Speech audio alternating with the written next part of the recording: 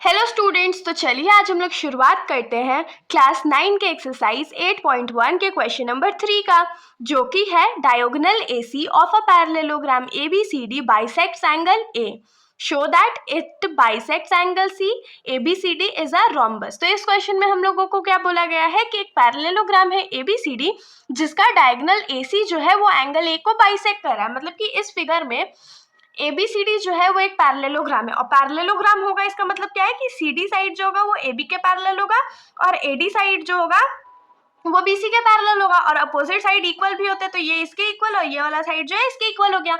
अब इसमें और हम लोगों को क्या बोला है कि AC जो है वो एंगल A को बाइसेक्ट कर रहा है। एंगल A को बाइसेक्ट कर रहा है मतलब कि 2 इक्वल पार्ट्स में डिवाइड कर दे रहा है। इसमें आप लोगों को कोई भी दिक्कत नहीं होगी। अब आगे हम लोगों को क्या प्रूफ करके दिखाना है, हम लोगों को ये शो करके दिखाना है कि AC जो है वो एंगल C को भी बाइसेक्ट कर रहा है। मतलब कि हम लोगों को ये प्रूफ करना है कि ये वाला जो एंगल होगा वो इस वाले एंगल के बराबर होगा। और सेकंड हम लोगों को क्या प्रूफ करना है कि ABCD जो है वो एक रोम्बस है। तो अब इसको कैसे प्रूफ करेंगे, बहुत सिंपल है। देखिए रोम्बस जो होता है वो भी एक तरह का पैरेललोग्राम होता है, बस डिफरेंस क्या है कि रोम्बस का चारों साइड जो होता है वो आपस में इक्वल है। तो अगर किसी तरह हम लोग ये प्रूफ कर दे कि इस पैरेललोग्राम का चारों साइड जो है वो आपस में इक्वल है, तो हम लोग बहुत आसानी से ये बोल पाएंगे कि ABCD जो है वो एक रोम्बस है। तो चलिए इसके फर्स्ट क्वेश्चन से शुरुआत करते हैं। तो सबसे पहले किसी भी क्वेश्चन को सॉल्व करने के लिए हम लोग क्या करते हैं, तो गिवन लिखते हैं। तो हम लोग गिवन लिख लेते हैं। तो गिवन हमारा क्या है कि ABCD is a parallelogram, ABCD हमारा पैरेललोग्राम है। और दूसरा चीज हम लोगों को क्या गिवन है कि AC बाइसेक्ट्स एंगल A। अब AC जो है अगर एंगल A को बाइसेक्ट करेगा तो यहाँ से हम लोग क्या लिख सकते हैं कि एंगल BAC ये वाला जो एंगल होगा वो किसके बराबर होगा, तो एंगल DAC के बराबर होगा। और इसको हम लोग अज्यूम कर लेते हैं टू बी इक्वेशन नंबर 1। अब हम लोग क्या करेंगे, तो सबसे पहले हमारा जो 2 प्रूव है वो क्या है, हमारा पहला प्रूफ है कि AC बाइसेक्ट्स एंगल C। तो अब एंगल C को बाइसेक्ट कर रहा है, ये हम लोग कैसे प्रूफ करेंगे, तो देखिए बहुत सिंपल सा लॉजिक है।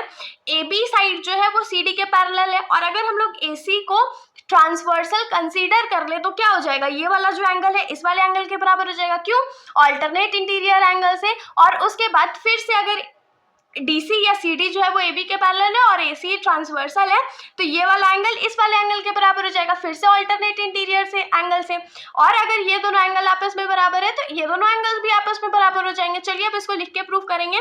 तो यहाँ पर हम लोग लिखेंगे प्रूफ। तो हमारा पहला प्रूफ क्या है कि AB is parallel to CD and AC is a transversal. तो यहां से हम लोगों को क्या मिलेगा कि एंगल BAC जो होगा वो किसके बराबर होगा, तो एंगल DCA के बराबर हो जाएगा। क्यों बराबर हो जाएगा, क्योंकि ये दोनों ऑल्टरनेट इंटीरियर एंगल्स हैं। उसके बाद फिर से अगर हम लोग कंसीडर करें कि AB जो है वो CD के पैरेलल है और AC जो है वो एक ट्रांसवर्सल है, तो फिर हम लोग यहाँ पर से क्या लिख पाएंगे, इस बार लिखेंगे कि एंगल DAC जो है वो किसके बराबर है, तो एंगल BCA के बराबर है। और इस बार ये क्यों बराबर है, तो इस बार भी सेम रीजन है, ऑल्टरनेट इंटीरियर एंगल्स का। तो होप से यहाँ तक तो आप लोगों को कोई दिक्कत नहीं हुई होगी।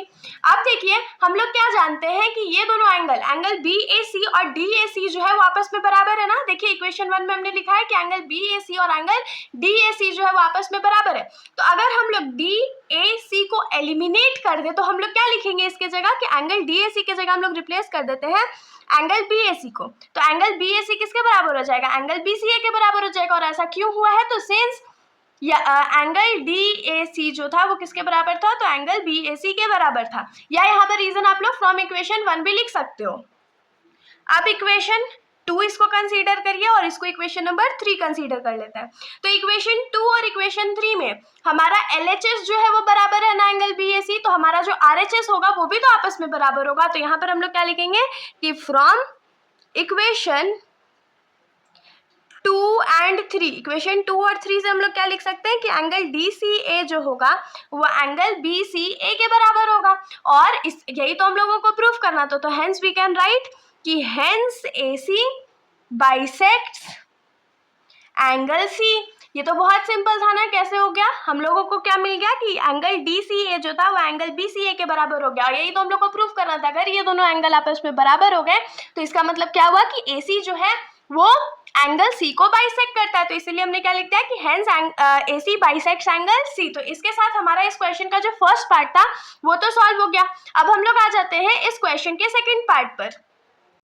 तो इस क्वेश्चन के सेकंड पार्ट में हम लोगों को क्या प्रूव करना है कि ABCD जो है वो एक रोम्बस है। और रोम्बस क्या होता है? तो रोम्बस एक ऐसा पैरेललोग्राम होता है जिसके चारों साइड्स जो है वो आपस में इक्वल होते हैं। तो अगर हम लोग ये प्रूव कर दे कि इस फिगर ABCD का चारों साइड जो है वो आपस में इक्वल है, तो हम लोग बहुत सिंपली ये लिख सकते हैं ना कि ABCD जो होगा वो एक रोम्बस होगा। लेकिन अब उसको हम लोग प्रूव करेंगे कैसे? तो देखिए, अभी इक्वेशन नंबर 2 और इक्वेशन नंबर 3 जो था वो सारे एंगल्स तो हम लोगों को आपस में मिल गए थे ना इक्वल। जैसे ये एंगल इसके बराबर था, ये वाला एंगल जो था इस वाले एंगल के बराबर था, और उसके बाद ये दोनों बराबर था तो ये दोनों भी बराबर होगा। तो हम लोग यहाँ पर क्या लिखेंगे कि फ्रॉम इक्वेशन 2 and 3 या 1, 2 and 3, from equation 1, 2 and 3, 1, 2 and 3 से हम लोग क्या लिख सकते हैं कि चारों एंगल्स जो है आपस में बराबर है। जैसे कि एंगल BAC जो है वो एंगल DAC के भी बराबर है, ये एंगल DCA के भी बराबर है, और एंगल BCA के भी बराबर है। ये चारों एंगल्स हम लोगों को क्या मिल गए? आपस में इक्वल मिल गए। ठीक है, होप सो इतना आप लोगों को समझ में आया होगा। नाउ इन पैरेललोग्राम ABCD, अब अगर ABCD हमारा पैरेललोग्राम है तो अपोजिट साइड जो होंगे वो आपस में इक्वल होंगे। मतलब कि यहाँ से हम लोग क्या लिख सकते हैं कि AB साइड जो होगा वो CD के बराबर होगा, और AD साइड जो होगा वो BC के बराबर होगा। पैरेललोग्राम का तो यही प्रॉपर्टी होता है। अब देखिए हम लोगों को क्या मिला कि ये एंगल जो है वो इस वाले एंगल के बराबर है। तो यहाँ पर क्या लिखेंगे कि in triangle ABC, angle BAC जो है वो एंगल BCA के बराबर है। ये हमने यहाँ पर अभी लिखा हुआ था कि चारों एंगल्स आपस में इक्वल है, इसीलिए एंगल BAC जो है वो एंगल BCA के बराबर है। तो अब ये तो हम लोगों को मिल गया। तो देखिए एंगल BAC के अपोजिट कौन सा साइड है? BC है, और एंगल BCA के अपोजिट कौन सा साइड है? AB है। तो इसमें हम लोग क्या लिख सकते हैं कि BAC के अपोजिट BC साइड है हमारा, और BCA के अपोजिट हमारा AB साइड है। आइए हम लोग क्या लिखेंगे? तो sides opposite to equal angles are equal, ये हम लोगों को मिल गया ना।